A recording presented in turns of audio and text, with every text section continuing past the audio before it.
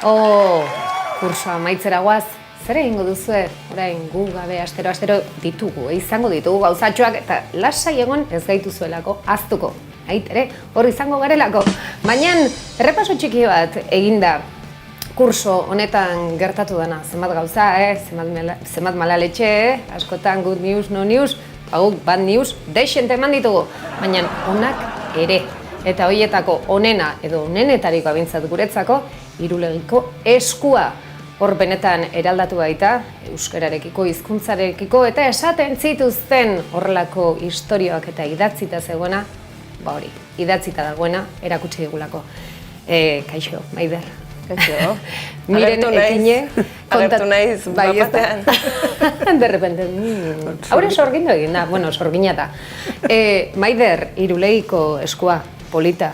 Bai, eta ze guaia urte ere bukatza ez bakarrik Irulegiko eskuaren albistearekin iaz edo ikasturte honetan, baizik eta bukatza ikasturtea akordio honekin Arantzadik egingo dula orain arte egin duen azterketa oparoena edo indusketa luzeena han Irulegiko muinoan pentsatzen dutelako oparoa dela han agertu daitekena, horrek esan nahi du ere nolabait, instituzioak ezagik behartuta sentitu dian edo ez, baina Arantzadik bai egin zuen dei bat bere garaian ez, Irulegiko eskua agertu zanean, olako indusketak egiteak asko exigitzen dula, voluntario askoren lana, baina baita langileen lana ere, eta askotan jasan ezina dana ekonomikoki, eta akordio hontara iristea, eta pentsatzea oraindik egon daitezkela Irulegiko eskua, ezakit hain simbolikoa izango den zerbait aurkituko dugun, zenik beti pentsatu joe. Euskeraz dagoen azkeneko lehenbiziko aztarna idatzia esku bat zorioneku jartzea badare bai. Ezagit ez du jartzen txakurra harri baten, ez? Osea, jartzen du esku baten zorioneku eta ezagit beste esku batzuk egongo dian, baina bai behintzat aukera lan horretan segitzeko eta nik uste albiste oso ona izan zela paradigma aldatzezulako Nafarroan euskerak zuen presentziarena. Eta adibidez Iruñako Nafarroko historiaren museoan egotea laizter jarriko dute Irulegiko eskua ikusgai, Ze esan nahi duen horrek. Hori da, ez? Esan nahi handia badauka, horregatik pozik, urte honetan izan dane albiste nagusitako bat izan delako, eta azte hona, beste albiste berri honekin bukatzea ikasturtea. Miren, esan dugu, askotan, zuk bereziki gertutik ezagutzen dituzu Arantzadiko kideak gainera. Eta Irulegiko indusketa ere bai. Eta Irulegikoa, hori da, kontatu guzu, bide hau, zer izan den, albistea jakin genuenean, Maiderrek orantxe esan den bezala, oinarri bat, ez da? Ez da euskaldunentzat, euskal kulturgintzarako dena. Orain justu urte bat aurkitu zuten eskua, baina ez zekiten zertzen, ze garrantzia izango zuen eta urte bukaeran jakinaraz izan ze izan den. Eta zerbait lortu baldin badu da, Maiderrek oso adierazi duen bezala paradigma aldatzea esaten zitzaigun euskara Nafarroan ez zela hitz egiten, horrelako kontuak esaten zitzaigun. Baina kasu honetan eremu mistoa da. Oraindik ere eremu mistoa eskatu zuen arren kontua da, aldatu dituela, gauzak ikusteko moduak, behartu dituela batzuk aitortzera behar bada esaten zituzten haiek ez zirela horrela, baina batez ere euskaldunongan piztu zuen ilusioa. Orain, lehengo astean Nafarroan egon zen euskararen aldeko mobilizazioa eta zorioneku jarri zioten. Gutxitan sortzen du gizartean edozein koloretako personengan eta horrela berri batek horrelako ilusioa. Aipatu da indusketarik handiena, zabaltzen dula momentu honetan Arantzadik, arrakasta horrek, aurkikuntza horren arrakastak eman diolako batetikan instituzioen aldetikan babes ekonomikoa, baliabideak eta horrela, baina baita ere historia eta arkeologia ikasleen motivazioa. 100 ikaslek parte hartuko dute indusketa horretan, eta horiek bai egiten dutela, azterketak bukatu orduko indusketara joan, eta daukaten guztia ematen dute, gehiago agertuko den esperantzan, espero dezagun hala izatea, eta berriz ere jabetzea, zenbateraino garrantzitsua den daukagun ondare hori ezagutzea. Eta orduan, dei bat, bestelako erakundeek eta ere, bestelako indusketa batzuetan, orain dela 3 aste edo eduki genuen hemen Mertxe Urteaga arkeologoa beste indusketetan ere indarra jartzea, zeratik altxorrak ditugu ezkutatuta, jakintzarik gabe, badaudenik ere jakin gabe, eta merezi du horretan ere inbertitzea.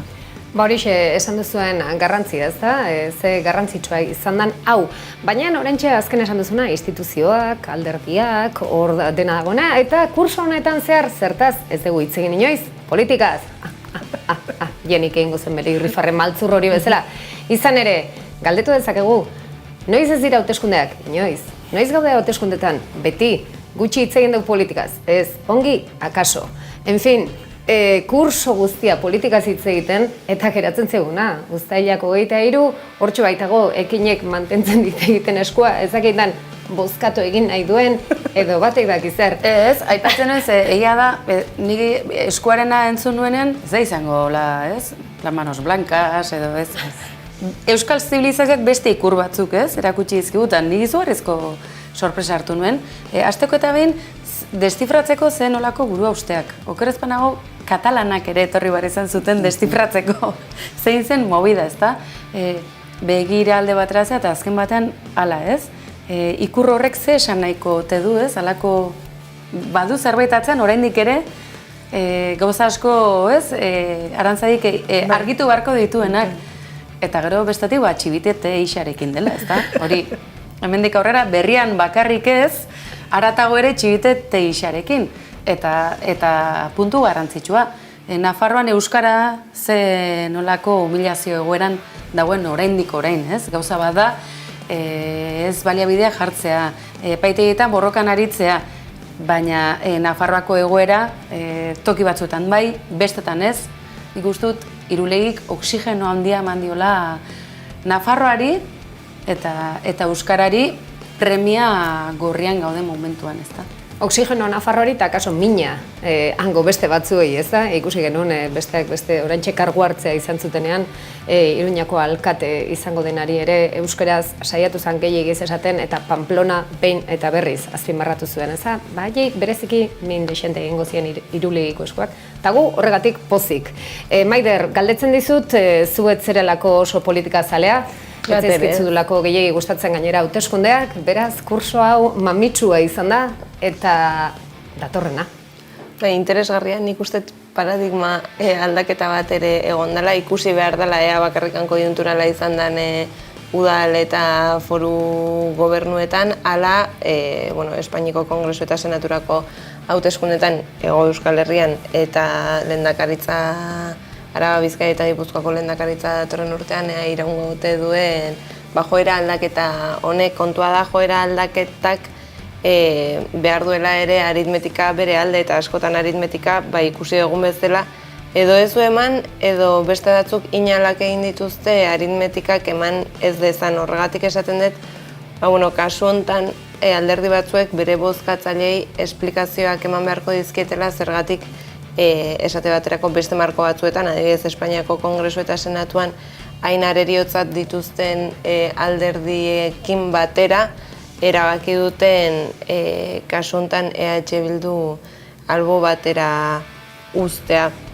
Beste toki batzuetan EH Bildu gogoeta egin beharko du zergatik gobernuan egon den tokietan batzuetan ez duen iraun edo eukidun babes gutxiago esan edo hemen denek daukatela zer pentsatua, baina aldaketa batzuk esanguratsuak dira, esate baterako Bermeon, nahiz eta oraindik ez dakigun aldaketak ze buru edukiko duen azken orduengatik, baina bai behintzat aldaketa bat egon zala, baita ere Onjarbin, uste oso aldaketa esanguratsua.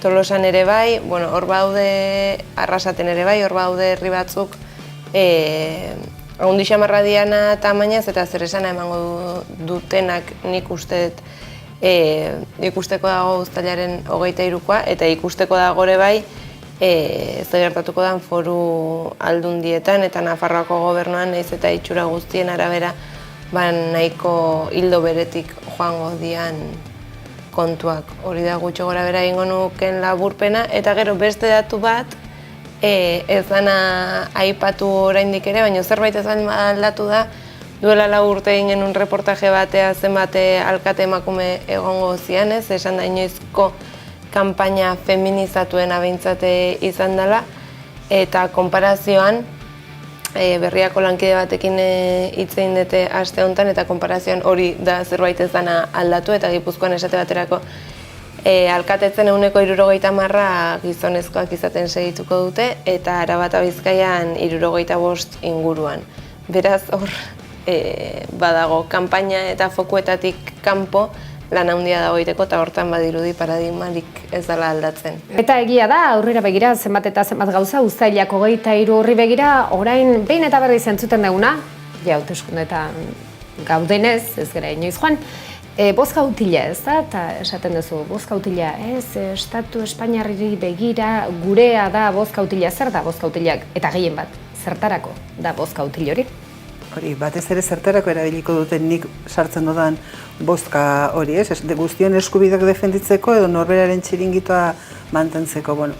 Bakoitzak erabiltzen du bere diskursoa eta noski propaganda da, eta propaganda egiten da albo kalteak eta aipatu gabe, horretarako dalako, ez, publizitate hutsa da. Egia dana da, gu gaudela ematen duela, hamsterren gurpilo hietako batean gaudela, bueltaka ez degula aurrera egiten eta berriz ere topatzen gehala beste ziklo batean non propagandaz beteko gaituzten eta ez diguten gauzak garbi esango eta garbi eduki behar ditugu.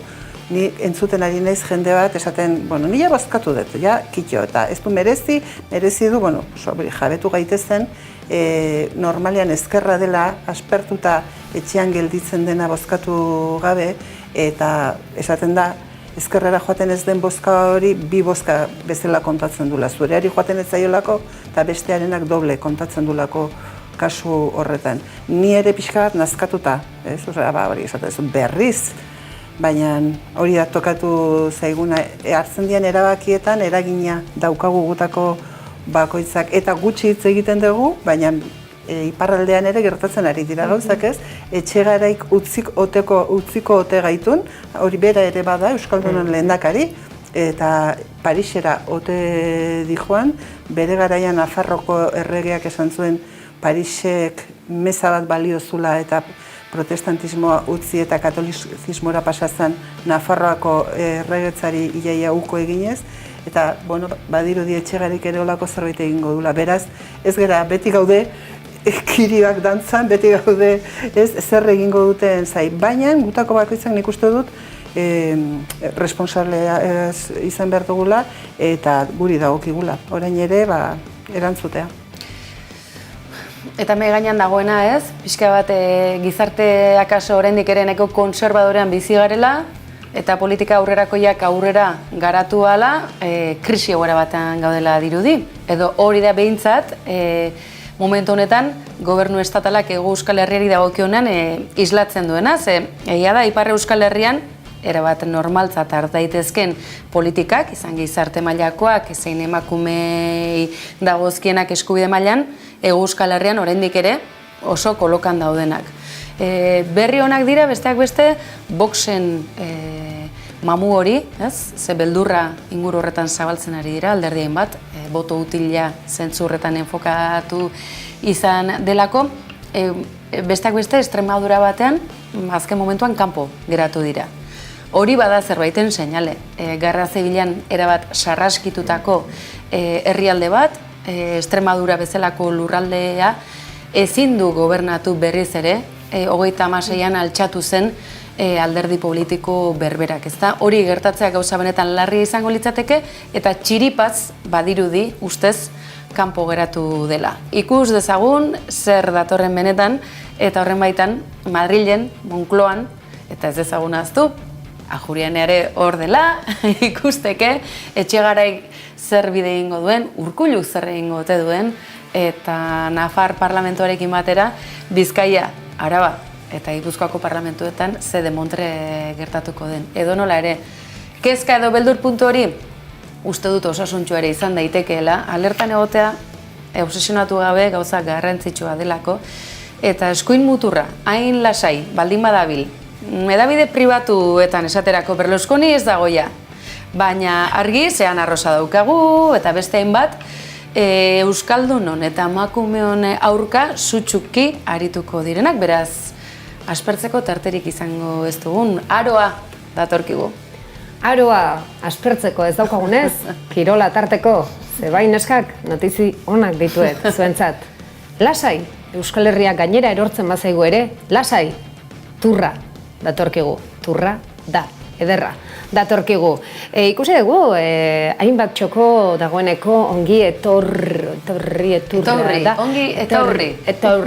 eta ikurriñak, eta gainera ikurriñak sponsorizatuak, eta denetarik ikusi ahal izan dugu, ez da, eta hasiera besterik ez da.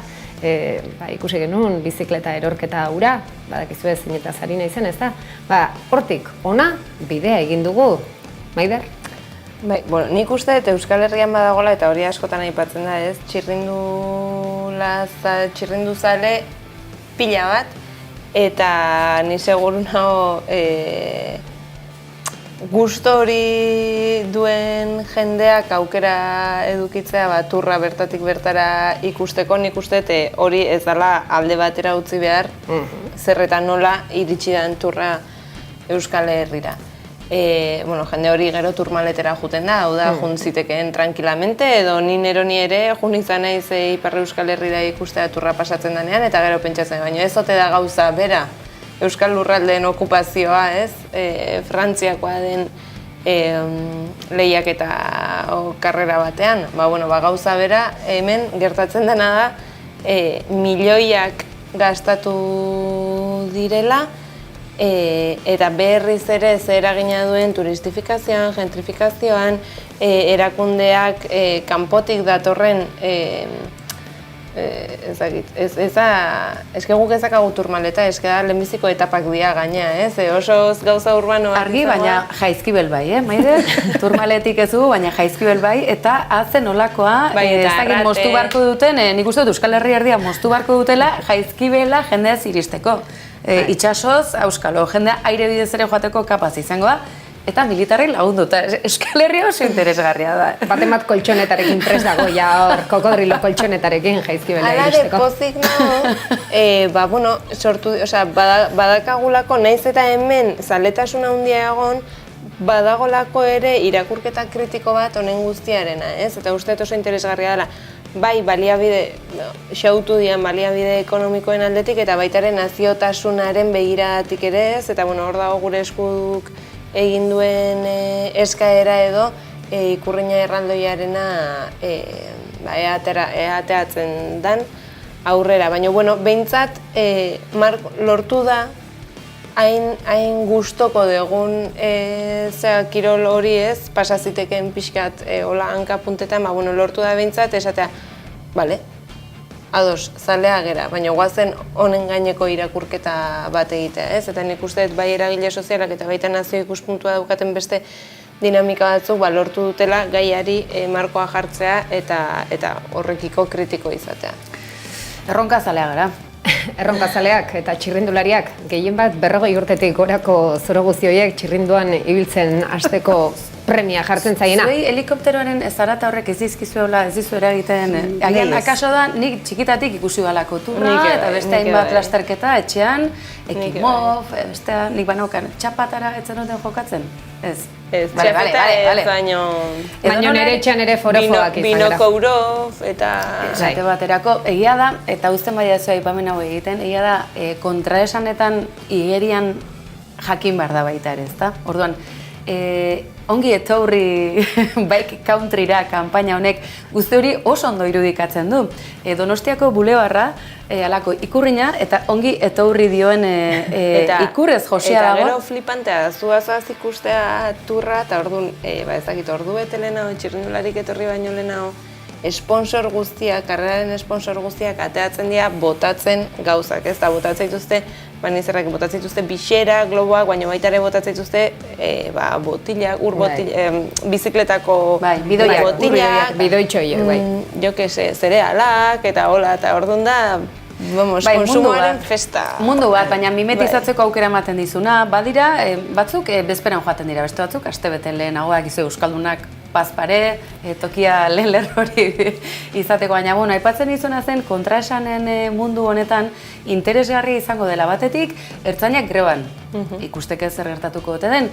Paraleloki, Bolondresen izen ematerako webgunea bidegurutzeetan, bakoitzak parte hartzeko nahi duen eran. Imaginatzen duzue gauzatxo bat, ertzainak turra moztuko alue? Argi, ez dut, parentesi hartan, Jusapolen gandik edozein gauza espero dudalako, eta sare sozialetan euren Twitter kontuan egun hauetan nahiko gauza grabeak irakurri izan ditugu. Baina hori beste egun baterako. Edo nola ere, eta kontraesanen mundu txo eder honetan, aipatzen izuen, jaizkibelgoa historikoa izango da, izango dira beste puntu bereziki ikusgarriak ikurrinaren inguruan ETB Kutxabank eta Jaurlaritza bat eginda ikustea, logotipoa jarrita. Ikurrina berreskuratzeko bide horretan bakoitzak bere erabilera, ados. Baina izango du honek bere zer esana, aintzat hartuta mundu zabalera zabaltzen den lehioa dela. Eta era batera edo bestera, guztiok parte hartuko dugun zerbait izangoa, beraz, hobe modu positiboan hartzea, eta esan, ongi etorri, Euskal Bike Countryra. Zer nahi dezu esatea? Guk hori ingenezaken naroa eta dirutxo bat atera. Ongi Nola ez dute etorri guan nahi. olako, Badakizu ez zer izango dan gehiena jaso dezakeguna, guantxe maiderrek esan duna hor, espaloiparen ez bai jartzen, sorte pixkatekin bidoitxo bat eta bixera bat. Bueno, eta jaizkibelara juten bagara, Bueno, ba, nik alde- jaizkibelera, nik Nik kontrakoa. kokodrilo koltxonetara emango dut. ba, jaizkibelera, ni preste. Ba, miren mangitoekin ikusten dut. Ba, nik kontrako eskatzen ninduan, ia norbaitek aterbetuko nauen bere etxea, zatik Uztailaren bian ezingo dut etxetik ezartara Ez, miren alderantziz. Ez ez? Gu Osea, denok ni- jungo garela jaizkibel aldera, lagun bati laguntzera. Baixe. Pasatzeko, paso, ez dute Nik baimen, uste dut ezingo dela sartu eta atera. Eta orduan ni pentsatzen ari naiz bezperatik etxetik alde egitea. Bueno, Telma eta Luisena grabatu genuen jaizkibelen horra bueltatu beharko da. Bai. Horrea, bueltatuko gea, seguro. Oi, idea bat eman diazu, akaso berako. Bueno, en fin, aktualitatea bukatu dugu, aktualitatea zoroa.